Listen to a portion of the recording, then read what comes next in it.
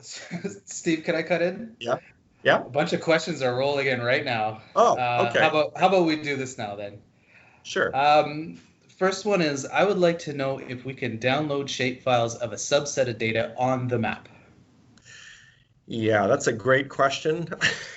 And that's the utopia vision that we want to move towards. So we've talked in our group about this, having a clip and ship tool that you would be able to come to the website, upload a polygon, and clip, geological layers, data, water table layers, and so on, and export it to your GIS guys. So we are working on that. We're not there yet. But yeah, I mean, trying. I mean, those are good questions. So that inspires us that, we kind of know that the website is, it takes you a long ways further than where you are now. But if you could download things, it would be a lot snappier for consultants for sure. So we'll try that. And the other option, I think Rod at Cloak has mentioned that, perhaps there could be some sort of linkages through the servers that that you could maybe link and get access directly to see surfaces or see information in your own company's GIS or agencies. So we'll continue to work on that, and we might have more, maybe discuss that more in the fourth session as well. Okay. Would you like to follow up another question? Sure. To which database are the ministry boreholes attached? They're attached. If you do, if you go to the Ontario site, I don't know. I just always type Google Ontario wells map and that one's out, Stephen. That one's a couple of years out of date. Is it really? Yes. So this, no way. Oh yes, yeah, well, a couple of years out of date. Yeah, for sure. So the database. Okay, so let me clarify. Yeah, the MOE has not updated their database, and I know there's a few MECP folks on the line here, and they could correct me if I'm wrong, but I think before the election they were told they couldn't update things, and so as a result they stopped.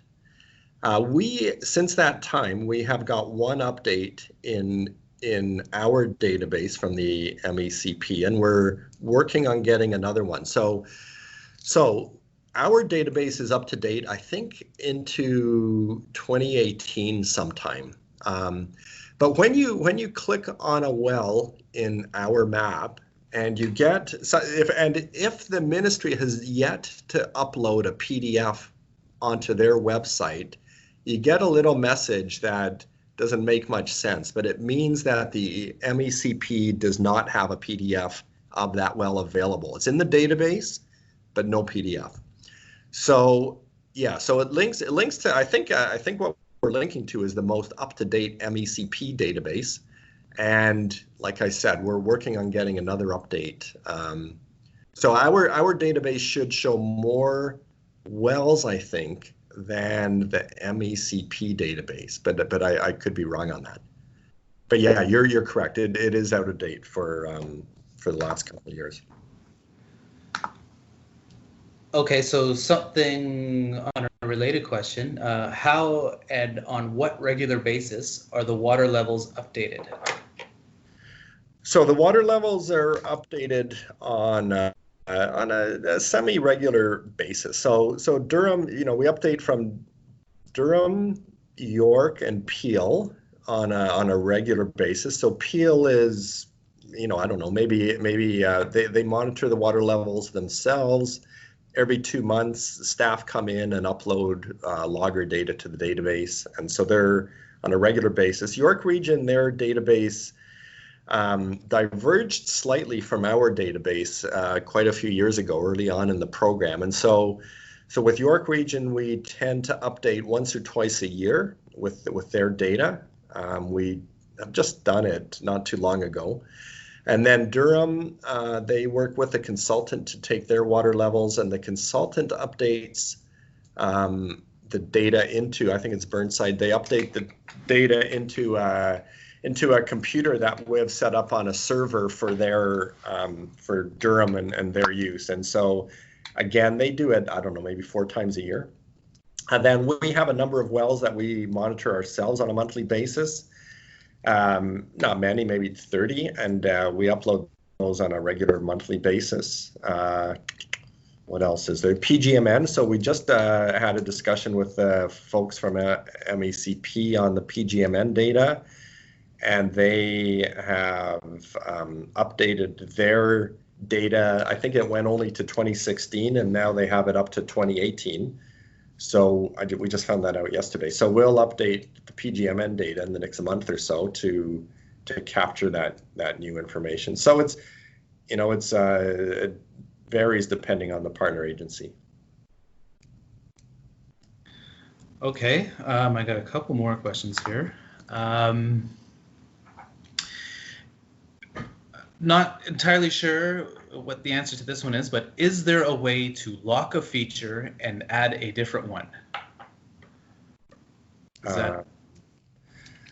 Lock a feature. You know what? Maybe we can talk about that in the 4th session. But okay. Lock. I'm not sure about locking. What do you mean by locking a feature? So certainly you can through this layer catalog. You know, if you, again, like an example, if you wanted to see deep wells tied to the bedrock surface, right? So you could, or bedrock wells tied to the bedrock surface, you could go to the geology layer and bring in the bedrock wells, and those bedrock wells will be the ones that we have used largely to construct the bedrock surface. Yeah, so mixing and matching through the layer catalog. We'll talk about that, I think, in session 4, and maybe if you email me more detailed what you mean by locked, then we can get a better answer for you. Okay, great. I got 3 more so far left to do. This question is a great question for Steve. Can we download geological surfaces with elevation data and not just an image? Yeah, that gets you know, back to that clip and ship tool. So yeah, I mean, if people are screaming more and more for that, yeah, we'll try to bump that up. I mean, you know, we're really hoping that with budgets, I mean, you know, everyone's nervous about, you know, the tax base and COVID and what's going to happen in the next few years. I mean, we're really hoping that will continue to be supported by York, Peel, Durham, Toronto, and hopefully we will. Our budget is really tight, and so we were hoping to have a few additional coders to help us push some of this along, but now we're a bit nervous on how budgets might be in the next couple of years. So, you know, anyway, we'll try, but no promises for sure. Okay, good answer. Here's a question. Where can we see the source of the data? For example, can we find out if the source of the data are from a conservation authority or a consultant, right, or etc.? Yeah. Okay, metadata. Yeah, we've been really a bit negligent on metadata. So we're starting to, you know, look at that for sure. We have you know, metadata on the water table layers. We don't quite have metadata on the geology layers, but you know, so most of the layers that you see that I've showed you today are layers that generally we have created. I mean, if you go to the land use, there's a land use themed map I haven't talked to. I can just show quickly. On this land use theme, we have you know, the NEC land use designations, the Oak Ridge's Moraine land use designation. So those are all provincial layers. There's natural heritage layers, ANZIs, and so on. And you could, you know, so if you wanted to know if your site was on an ANZI, those layers are there. You know, if there's the you know, the background layering is, I think, is from Esri, Annie could maybe correct me, or yeah, I mean it's a provincial data source through Esri. I think is tied to GeoCortex. So some of that stuff is is standard. But most of if you look at all of these layers, they are all stuff that we've put together really over time. And so ideally what we want to have is a metadata tab up here that you would be able to flip to and have a look. The other thing I should point out is this feedback and help button. Where are those? Yeah, there's a bunch of videos up here, tutorial videos that Annie has put together that speak to a number of things that I've talked about today and that could help you as you go forward in poking around the site, and also a user's manual up here. So just to mention those.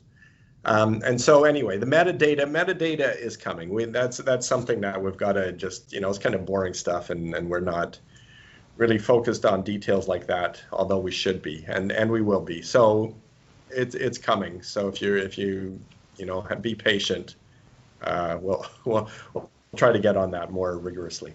Can I jump in, Steve? It's Rick. Yeah, sure. Gerber. So all of the raw data, or for instance, each water level or whatever, we have a table in the database that's the data source. So it has a data source ID and it says where it came from. So for instance, from York Region on a certain date, okay, so, or from the MOE on a certain date, or wherever MECP or wherever it came from.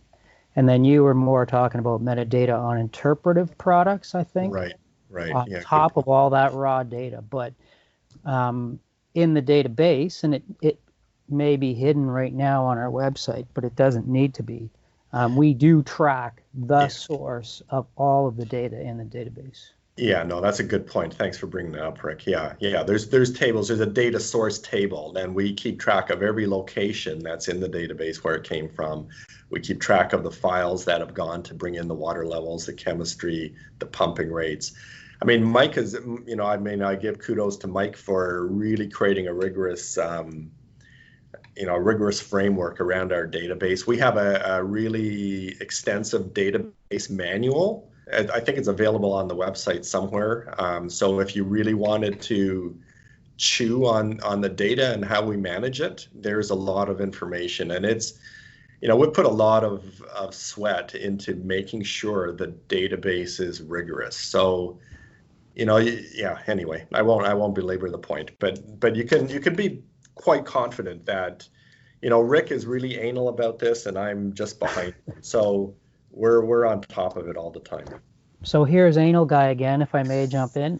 On our public website under publications, our manual version as of, I think, the end of 2017 or early 2018 is available publicly. Right, so that would be up here if you go publications, under publications there.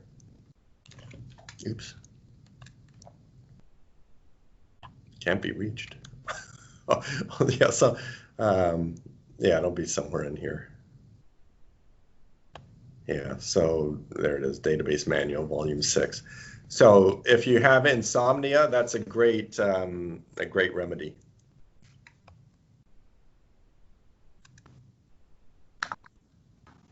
All right, should I throw in another question? Yeah, for sure. Another one popped in here.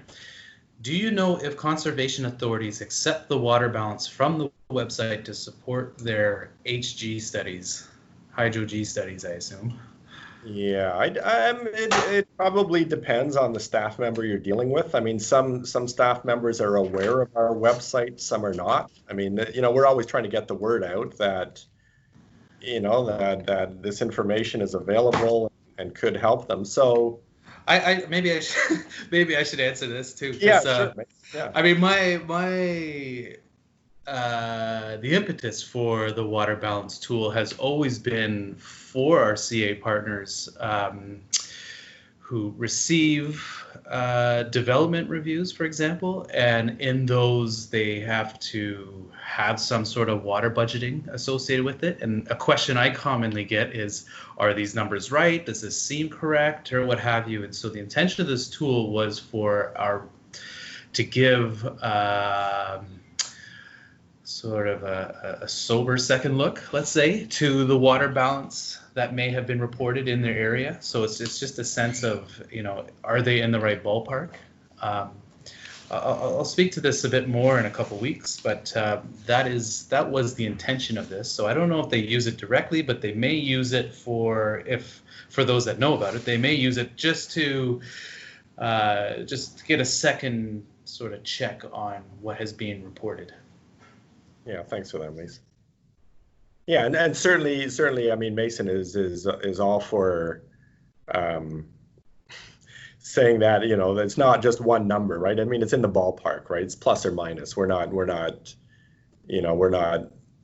really say, we're never advocating, hey, the model says it's this, it must be this, right? I mean, that's, we're not, and Mason wants to run that water budget tool as an ensemble product, which would give you a range of estimates for all of those water budget parameters. Okay, that's about it. I mean, I have one more question. It's a bit pie in the sky question, but and I think you could close on this. But okay. Any thoughts on expanding geographically? To you, Steve. Yeah, I mean, we've been asked that many times over the last couple of years, and yeah, certainly we would be willing to if there was an interest and funding and so on, right? So, I mean, Halton Region is right now investigating it, but yeah, again with COVID and budgets, who knows where that will go. But yeah, we've been in discussions with the City of Ottawa, the Region of Waterloo over the years, trying to see if we could all work in a coordinated fashion, but people get sidetracked and fall in love with their own methods and so on, and so we haven't really been successful. But yeah, we would be open to that for sure. But it would have to come with the right I guess parameters around it. I mean, we're really careful to keep our focus on York, Peel, Durham, Toronto, where we get our funding from, and not stray too far from that. The data you see that pushes up into Muskoka, largely we haven't done a lot of focus there. It's really, making the database available to source water protection teams in a consistent manner, and allowing staff. So, I mean, the City of Barrie, I think, is on the call today, but they are interested in using our framework, and are certainly, Barrie is covered by the source water protection area up there, and so they are entering boreholes into the database and adding to the database within the City of Barrie, and they recognize it as the structure, the mapping, everything as a tool that they can use to help them move things forward. So yeah, I mean, we're only 5 people working on the program, so we try to do what we can. I mean, there's lots to do. There's no shortage of stuff that keeps us busy. But if there were, yeah, anyway, yeah. So why don't I wind it off with that? But thanks for that question. It's it's good to know that that implies that you see usefulness in what we're doing, which is always good. So with that, I guess we'll close off the meeting. We look forward to seeing you again, whoever's left on the meeting, next Wednesday at 2:00 for Rick's fascinating talk on geology, and we'll carry on then. So thanks for joining us, and have a nice afternoon, and again, stay safe and healthy out there. So bye for now.